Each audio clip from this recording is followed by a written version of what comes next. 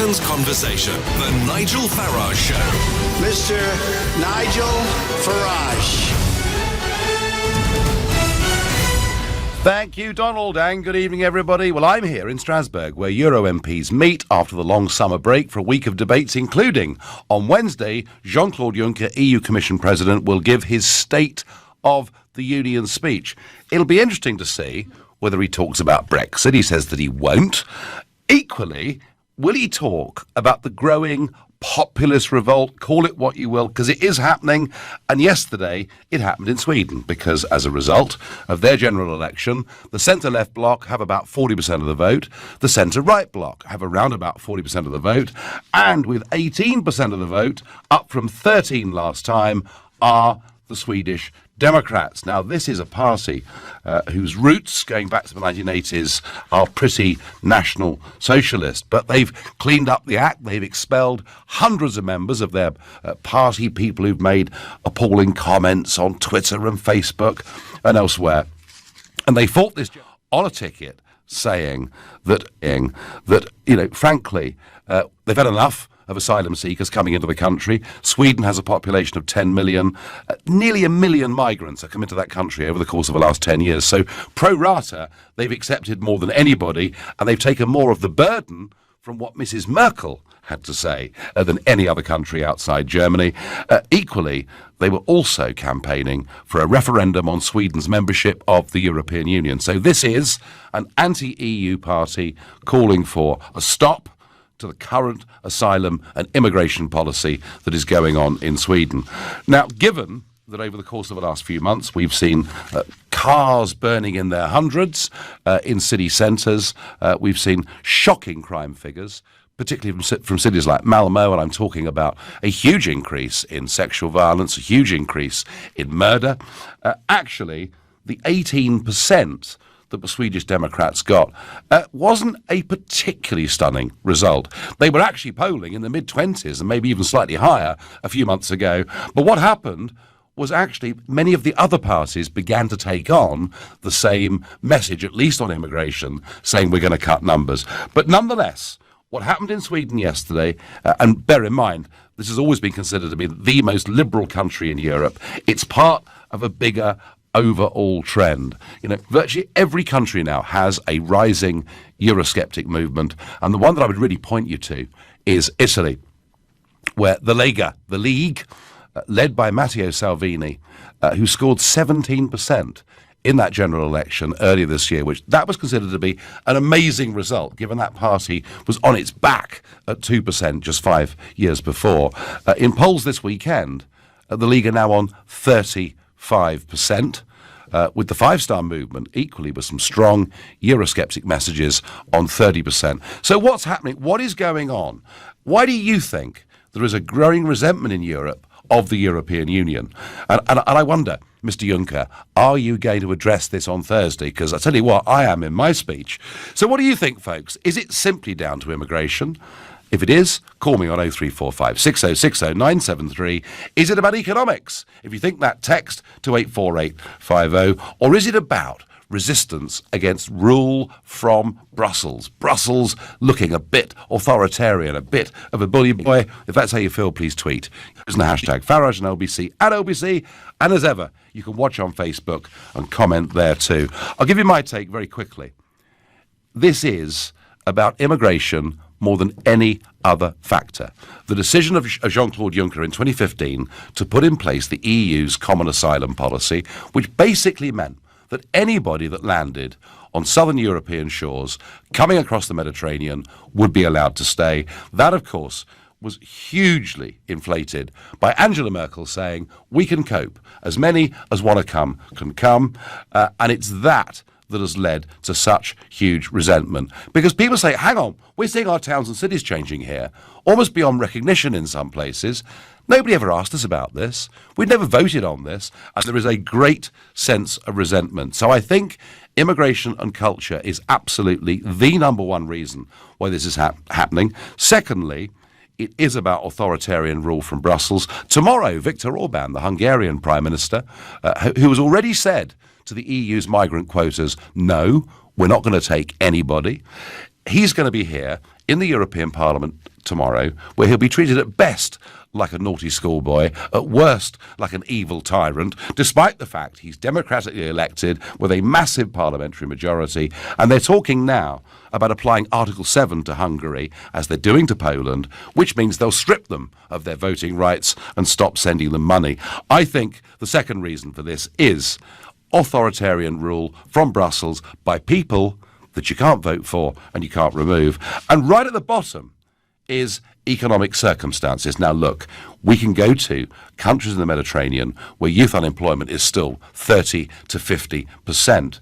Normally, big political change happens when you've got tough economic circumstances. The remarkable thing about the rise of Eurosceptics, the rise of populism, choose your term as you see appropriate, the remarkable thing is it's happened during a couple of years of relatively benign economics. And when the next big downturn comes, and it will, because stock markets are there at all-time highs, much of them based on companies that produce ideas and not products. When it comes, once again, the debt crisis will come back and hit, because actually national borrowing, corporate borrowing and individual borrowing is even bigger than it was back in 2008 when we had those huge problems. So my view is that it's for cultural reasons this is happening.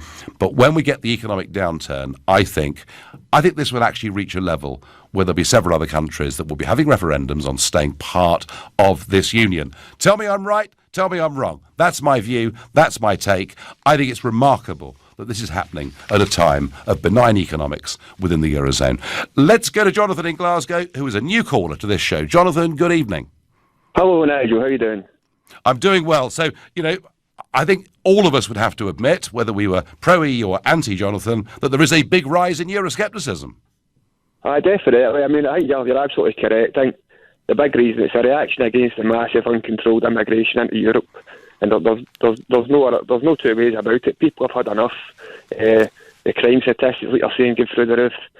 Sex crime, sex attacks, and also the amount of state money that these people are claiming as well. Like, people are just, they're sick of it now. And I was a bit surprised myself they did get such a low percentage. I thought they were maybe going to go up to the mid-20s as well. Yeah. Well, Jonathan, they were on course for that. I have to be honest, I don't think they fought a very good, clear campaign. They were up in the polls. They decided to start playing safe. And if you defend a lead in sport or in politics, it tends to evaporate. But equally, Jonathan, they have changed the centre of gravity of the whole debate in Sweden on immigration. So other parties were getting votes from the Swedish Democrats by promising to be tough. But either way, it's still an advance, and it's still part of this big overall picture, isn't it? I mean, I think they're the only people. I mean, in this country, we've got no major political party will make a stand against massive uncontrolled immigration. At least they're actually making a stand against it. When I watch one of the guys, Jonathan, since the decline in UKIP in the opinion polls, and I'll talk a bit more about UKIP later on in this hour, but since the decline of UKIP in the polls, it's conveniently become a word, immigration, that the Conservatives and Labour don't even talk about. And yet, I think people in the country do care. Jonathan, when people vote for the Swedish Democrats, for argument's sake, a party that does have undoubtedly a dark and murky past, does that make them racist for doing so? No, I mean, absolutely not. I think you're the only person I've heard on the radio use the term National Socialist, which is the correct term for the so-called Nazis. I mean, every day I hear this Nazi, far right, extreme right. The National Socialists are a party of the left, right? So that whole idea that being against immigration is somehow a far right. Well, it's kind of where the circle meets, Jonathan, isn't it? Far left and far right meet, and they are pretty much the same thing. Jonathan, thank you. Let's go to Jason in Sutton, the regular caller to this show. Jason, good evening. How are you, Nigel? I hope you're doing well. I'm doing all right. I mean, I'm looking at my friend Matteo Salvini, who I know very well, 35% in the opinion polls. He and his Eurosceptic partners now on 65% of the vote in Italy. Why is it happening, Jason? So I'm glad you're over all the abuse that you received for being a bigoted racist then when you're in Australia and New Zealand, but that's beside the point. I mean, do you know, Jason, hang on. This is really interesting. Very, very good comment, I thought, today. from Trevor Kavanagh in The Sun. He says, automatically, when people vote this way and make these arguments, they are decried as being racist. Actually, these voters are neither fascist nor Nazi. They're just angry about what's happening to their countries. Well, if you look at the vote yesterday, just in Sweden, 1 in 6 people voted for the far-right party that you're supporting. Well, 1 in 5. 1 in 6. 83%, over 83%, actually deliberately chose not to vote for that far-right racist party that wants to leave the European Union. The way you twist the facts is crazy. UKIP in the UK, you've been... Hang on, Jason. I have not twisted the facts. I have said from the start of this show that actually the showing of the Swedish Democrats was nowhere near as dramatic as some commentators are pointing out, but it is part of a trend across Europe. I'm asking you, Jason, do you think the rise... And you'd call them populist, I'm sure. Do you think the rise of populist parties is because the people that vote for them are inherently racist? I wouldn't call them populist at all, actually, Nigel, so please don't put words in my mouth. But if you look at it, I can't think of a single far-right party like UKIP. UKIP's far-right now, is it? Oh, gosh, very good. Like the ones that you support, and you speak on the same platforms as across the entire Europe. I can't think of a single one that's got more than 1 in 6 votes or 1 in 5 votes at the very, very best. Let's just try this one more. I tell you what, Jason, we'll try this one more time.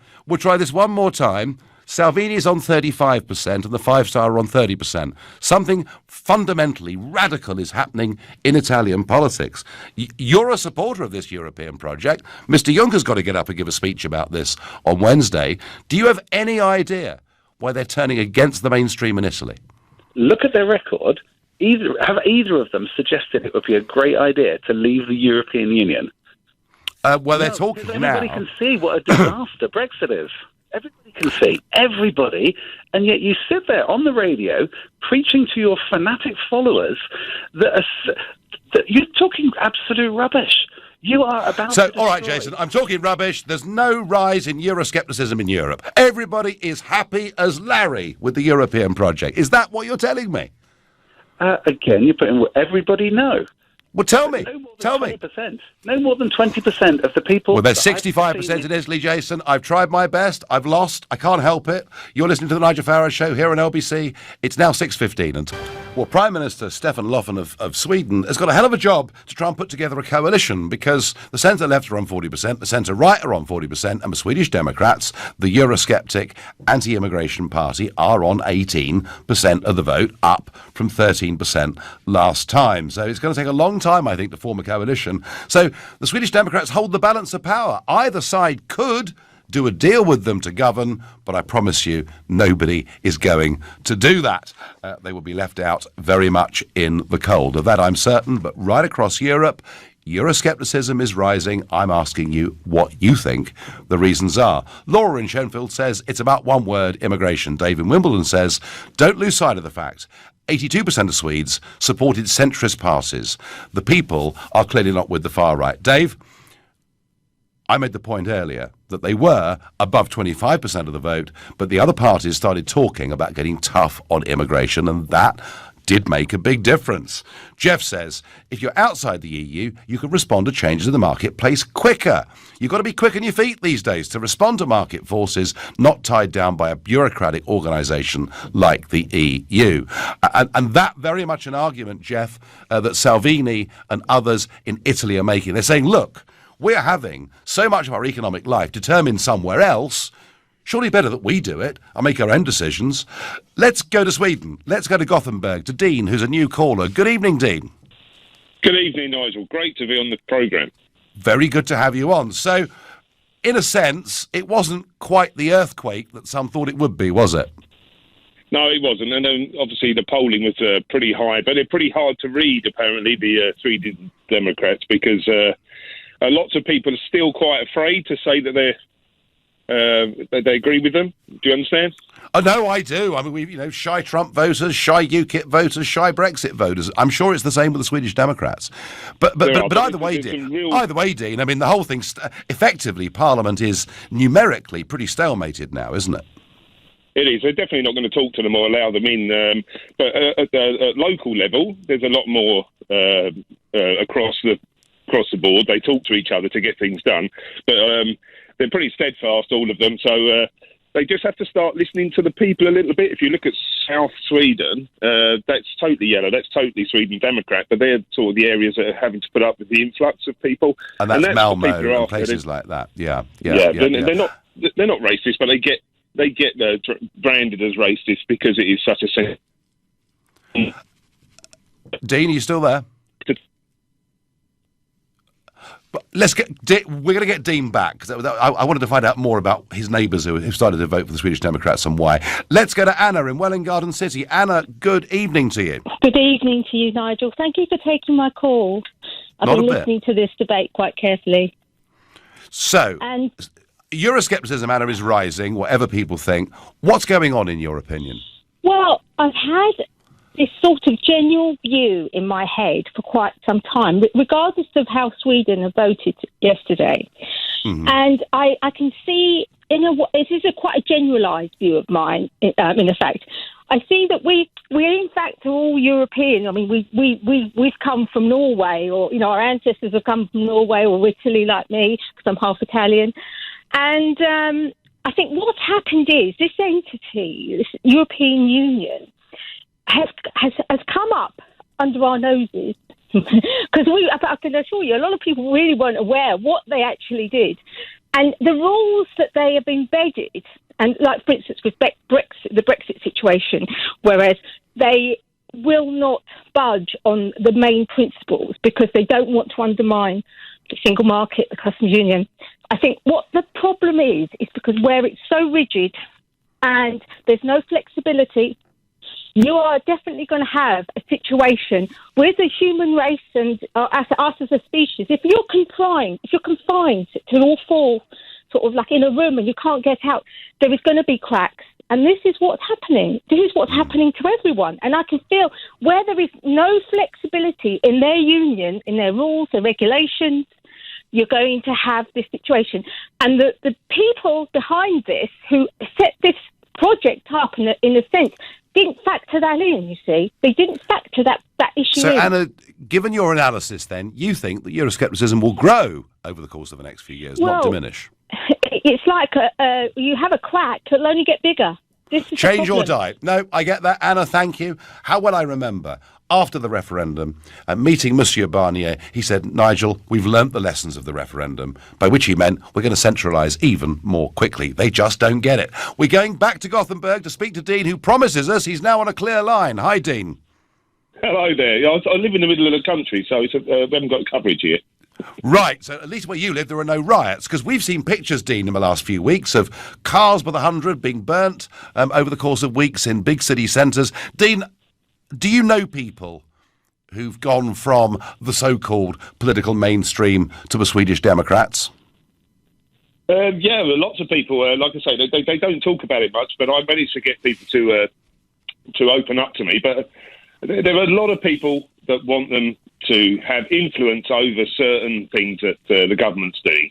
I don't think they think that they can run the country yet, but yeah, it doesn't help when there's burning of cars, but that's quite a tradition. It's quite a well-planned thing. Tradition? But Dean, if you look back... But Dean, I used to go to Stockholm in the 90s when I had a proper job before politics, and it was the most relaxed city I've ever been to.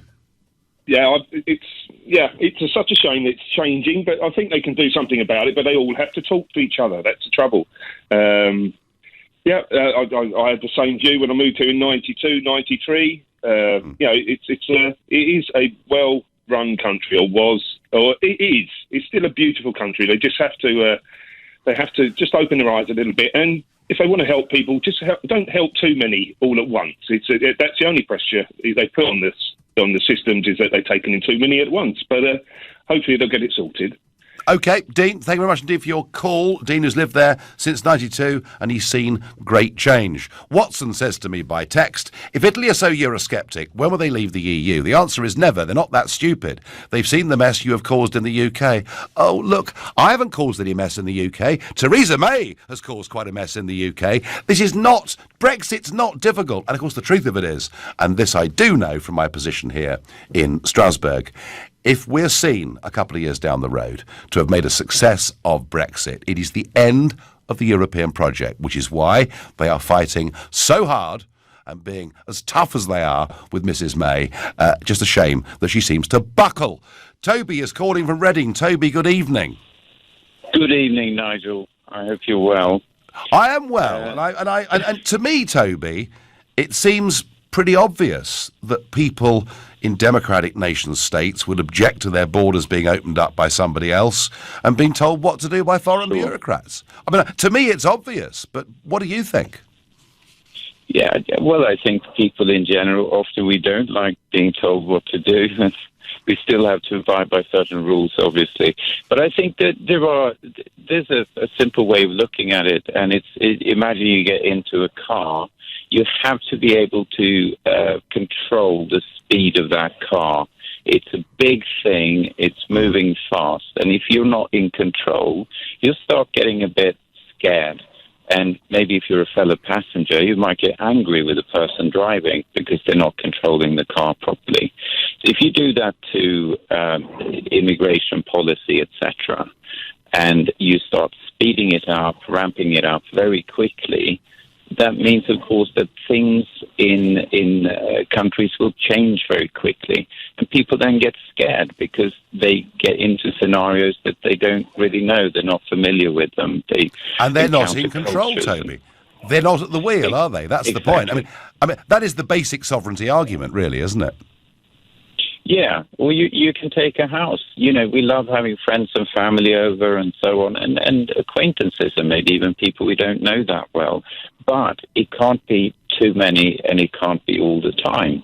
So I think people we're fairly simple in that sense. We like being with other people, but it's this whole thing of we need to have some common ground as well. But I do also know a fair few things about Swedes, and I'd say the politicians are a little bit scared. They're kind of hiding away from the problem in Sweden, and they won't really even talk to the Swedish Democrats.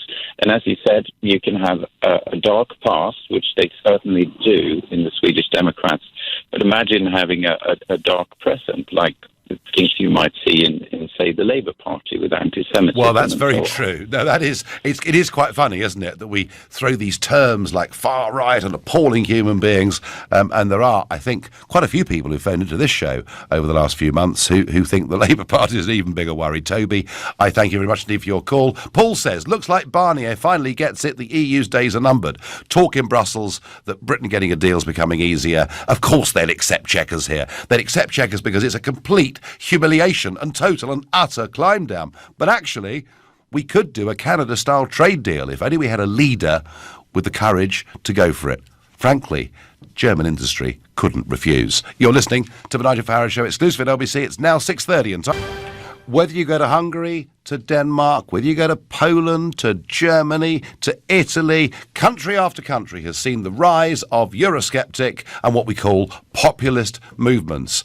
What happened yesterday in Sweden wasn't dramatic, but the Swedish Democrats, with 18% of the vote, do actually now hold the balance of power in that country, and they're changing the entire national debate on immigration in Sweden. I'm asking you, why are these things happening? Before I get back to that, there is a really extraordinary comment that's been made today by Steve Baker, the former Brexit minister, and he talks about Chequers. And we're now told there are up to 80 Conservative members of Parliament that will vote against Chequers. And wouldn't it be funny if Mrs May got Chequers through with Labour support, because it kept us effectively part of the single market and customs union for goods? And he's warning, Steve Baker, of a catastrophic split in the Conservative Party. And you hear words like this, I think he might be right. I actually think at last he may be right. Someone may be right in saying that a genuine split could happen. And this is happening at the same time that Labour are still completely at war with each other, with Chuka Umunna over the weekend calling his own party racist. I can never in my life think of a time when the two leading parties have been in such a state of civil war. And on Brexit, the one party that really should be benefiting hugely from this should be UKIP. It should be picking up Tory voters and Labour voters. And instead, they've decided, at their conference in Birmingham to discuss, amongst other things, whether there should be a rule change. These are the rules that I brought in to stop people who've been part of prescribed far-right organisations joining UKIP. They're going to have a debate about whether Tommy Robinson should be allowed to join UKIP with a rule change. And I kind of think maybe UKIP are missing a little bit of a trick here, because there are millions of very unhappy Eurosceptic voters out there in both parties. On Facebook, Dave says, Nigel, I'm a US citizen. It looks like the EU got too large for its intended mandate. It's trying to overrule national governments, get back to the EEC, and they'd serve their constituents better. A lot of people, Dave, feel like that. But here's the argument. In the face of Brexit and growing Euroscepticism, would the European Union reform, start to hand back powers to member states? No, it's the opposite. I bet you. We'll hear from Juncker on Wednesday a reiteration of the need for the European army to be completed by 2025. We'll hear once again there needs to be a Eurozone minister with the power to intervene and override national governments within their own economies. No, their message from all of this is we have to centralise even more quickly. A bit like the communists in Soviet Union when it wasn't really working. And they said, we know what the problem is. Not enough communism. Let's have more of it. They've drawn very much the same conclusion. Kelsey in Harpenden has a different view and thinks that the Swedish vote is due to resentment that corporations across Europe are not paying reasonable taxes on their profits. That is a resentment, but I would argue immigration was a much bigger one in terms of what happened yesterday in Sweden. Let's go to Colchester and speak to Lawrence. Lawrence, good evening. Good evening to you, sir. The man that hasn't been knighted yet, but bear with it. No. I think that's a long way off, Lawrence, I have to say. But I mean, I'm more likely when Mrs. May to sort of be deported somewhere, I'd have thought, than be knighted. But hey. So, Lawrence, it wasn't dramatic yesterday in Sweden, but it was still a move in the same direction. Why is Europe turning against the EU? People are afraid, Nigel. They are afraid with their identities of their countries being eroded away. In Brexit, in the United Kingdom, people voted for their sovereignty and immigration. Simple as that. Now, the problems in this country now, you've got the far right growing throughout Europe, and it does frighten me. History is beginning to repeat itself. Slowly, but it is repeating itself. Well, the most horrendous thing, Lawrence, the most horrendous thing I saw over the weekend was that Jewish business in Chemnitz in eastern Germany, a Jewish business, attacked by about a dozen people, signs defaced, rocks thrown through windows. I mean, to think that Jewish businesses in Germany are being attacked again does say something very disturbing, doesn't it? Well, I work for a lot of Jewish people in Finchley, and I live, as you know, in Colchester, and the Jewish community are buying up properties and schools for their religion because they want to get out of London because they feel threatened. And when you've got a fascist like Corbyn, the Jew hater, and that's what his party stands for. It's not. That's a bit strong, Lawrence. It's a bit strong, but he certainly mixed with some people who would fit that description. Absolutely. Well, I'm a realist, Nigel. Look at history that doesn't get taught in the schools anymore because it's not PC, and you can see this is the beginning of hatred, and that is why the far right throughout Europe is growing. Now, I sent my MP, Bernard Jenkins, an email about this the other day. I picked a paper up at a Daily Mail, see what you like about it, but there's an article in there of a lady in a full burqa, and she applied for a job in a Scouts club. I saw this, yeah. Did you see that? I did see this, yeah. And I did see this, and there was an argument about kayaking and safety. The guy was seen to have made a derogatory comment. I mean, Lawrence, you talked earlier in this conversation about people's identity. Yes. Do you think across Europe that a lot of this has to do, actually, and what happened in Chemnitz was appalling, but in general terms, if I listen to Viktor Orban, the Hungarian Prime Minister, I'll be with him tomorrow in my chamber here, he says, we want to protect our Judeo-Christian culture. Isn't that at the root of isn't that at the root of much of the objection from Central Europe to the European project? Because actually, we've opened up the doors to a very large number of people from a different religion. Yes. Well, Lawrence, I agree with you. Thank you. I'm going to move on. But certainly in Central Europe, that is a big, big thing. Alan's a new caller from Bedford. Alan, good evening. Good evening, Nigel. Can I open with a little anecdote? I found out this morning that I've been blocked by Mr. James O'Brien on Twitter, and I'm a bit upset about that. I hope he will be able to take a look and find out whether it is justified. I'm not going to get involved in domestic disputes between you and James O'Brien, Alan. But fair point. Fair point. It was really just to help me calm my nerves a little bit, because this is quite a big thing for me. You're very welcome, and just think of it. And don't be nervous. We're just having a chat. It could even be over a beer, Alan. It's not, but it could be. Okay, cheers, and I would certainly enjoy that. Let me just say that I think there's a few things which are influencing the way people think about immigration, and obviously there are different ways of looking at it, but I'm going to give you one example or one way to look at it which you can either agree with or disagree with. I think that one aspect of it is people's fears, and I think even your last caller mentioned that people are afraid. Yep. And I think that, for example, if you then take a look at the technology we've got available today, the way that you can communicate in all kinds of ways, social media, and then if you talk about the way politics is developing and the way that there are certain groups of people who've got certain policies, and they're trying to use new ways of communicating with people using this technology. Now, the metaphor I want to use is I've got a scratch on my thumb, and if I put a plaster on that, it's going to get better. But if I sort of scratch at it and I, rub it in a bit of dirt and I mess about with it and I start feeding in lots of different, antibodies, bacteria or whatever, it's going to get worse and worse. And eventually, it's going to make my hand get really quite bad. And then if you keep working on it and really, working away, you might actually end up with gangrene on the arm. And so the whole of your arm has been infected. So what I'm trying to say is that if you take people's fears and you understand a little bit about what makes them uncomfortable, you can make them feel much more uncomfortable if you feed them with the right information.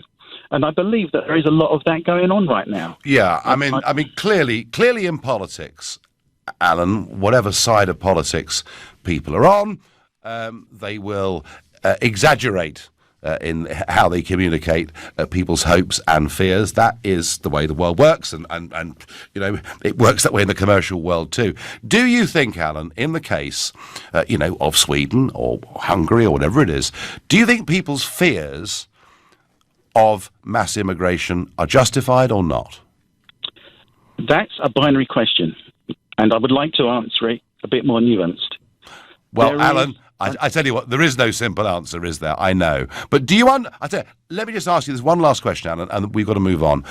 Do you understand why people are fearful of huge social change going on in their cities? I have an understanding. I have some historical background of growing up in an area where there's immigration, so I understand why some people have some fears, but I think those fears can be alleviated by the right policies of government to actually make sure we... Okay, well, that's exactly the same point that Dean from Gothenburg made. We've made a hell of a mess of this. We've really hashed it up, but we could get back on track. Alan, I thank you very much indeed for your call. You're listening to the Nigel Farage Show here on LBC. It's now 6:45.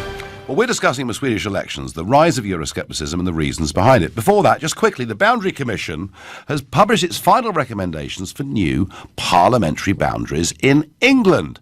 And the idea is that you would have every constituency representing roughly the same number of voters. Sounds fair, sounds reasonable, and the total number of MPs will be cut down to 600. Again, doesn't sound wholly unreasonable to me. At the moment, the Labour Party have a massive advantage because so many of the inner city seats that they hold have seen depopulation, whereas you go outside of the big cities and a lot of people have moved out there and in fact now often commute back to work in the cities in which they originally lived. Interestingly, under these proposals, the Conservatives at the last election would have had a majority of 13 and Jeremy Corbyn's seat wouldn't exist. Are MPs going to vote for fewer MPs to be there in Parliament? Well, I kind of think that's a bit like asking turkeys to vote for Christmas. There aren't many people that vote to get rid of their jobs. I did, but I cannot see it happening, even though it would be a lot better and fairer if it did.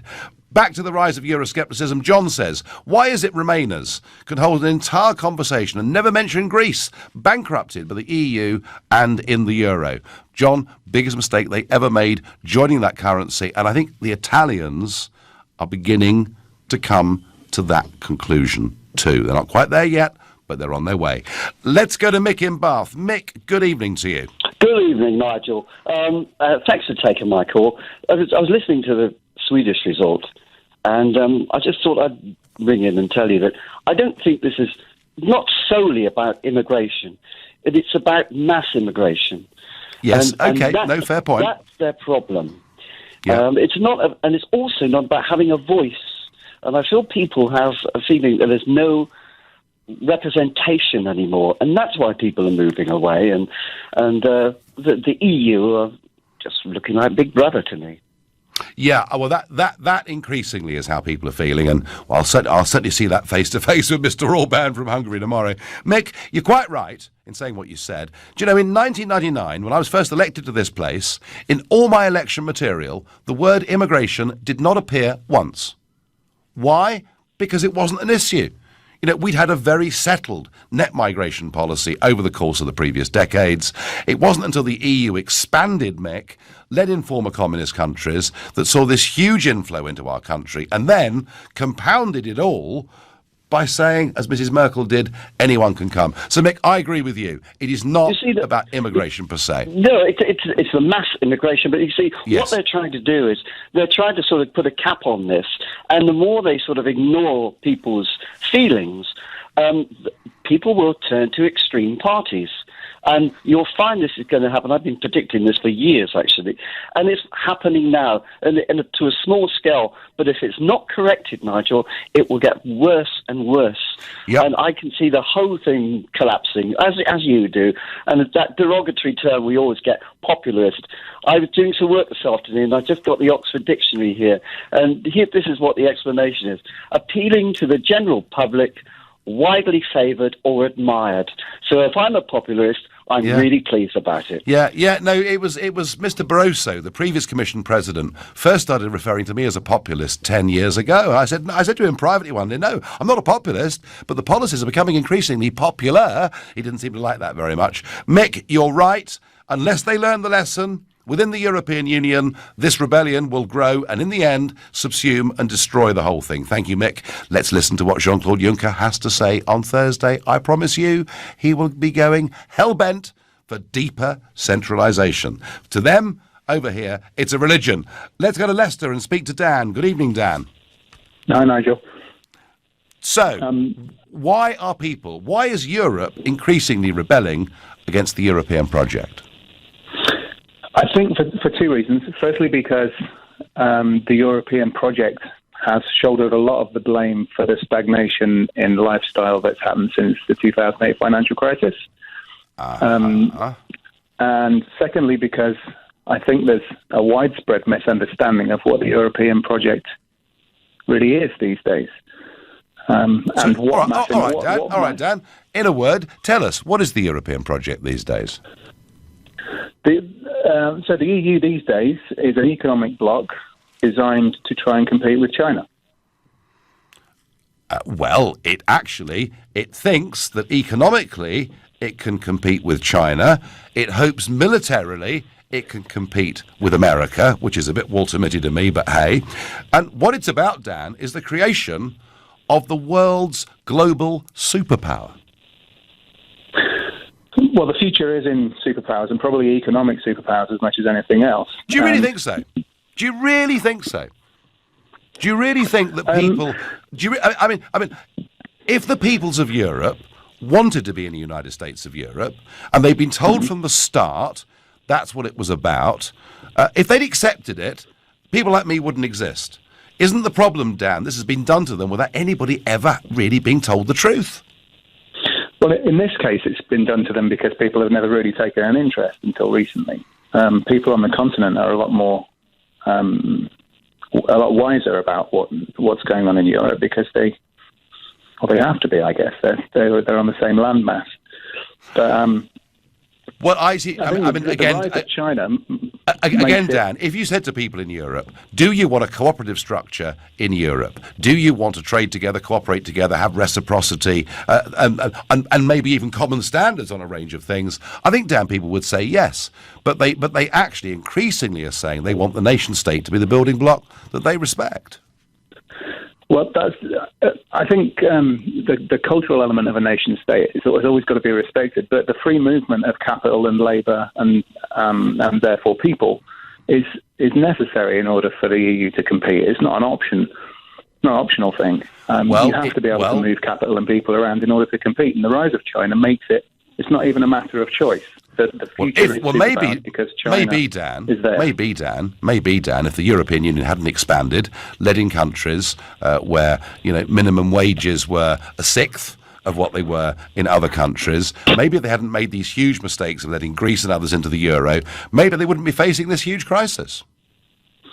Well, they kind of had to let Greece and the others into the euro because part of competing with China is driving down Western European wages to match. Well, I tell you what, Dan, you may be right, but if they do think they can compete against China economically or America militarily, it ain't going to happen. Now, let's finish on a happy note. Some of you may know I am a cricket nut. It's the 5th Test today. We are surprisingly on the verge of winning this series against India 4-1, which of itself is pretty remarkable. But big thing today, Alistair Cook's last day in cricket. He's finished up as the 5th highest run scorer in the history of Test cricket, the highest run scorer ever for England, 33 centuries. His first Test innings, he scored 100. His last Test innings, he scored 100. Here he was at the Oval today as he was dismissed for 147 runs.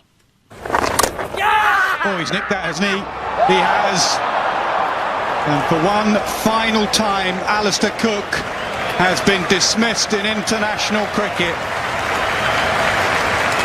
Every single Indian player to a man congratulates Cook. For one final time, the long, lonely walk back to the dressing rooms for Alistair Cook. But this time, he goes with the thanks of a cricketing nation. And not just a great cricketer, but a gentleman and somebody very modest in the way that he went about things. A wonderful, wonderful man. I've had the privilege of meeting him a couple of times. Right, I'm done. I'm finished. Tom Swarbrick at 10, but now it's Ian Dale. It's because he comes from Essex, Nigel, that's why. I know he does. He's one of your best ever products, Ian. No question. He absolutely is, along with Graham Gooch. Nigel, thank you very much.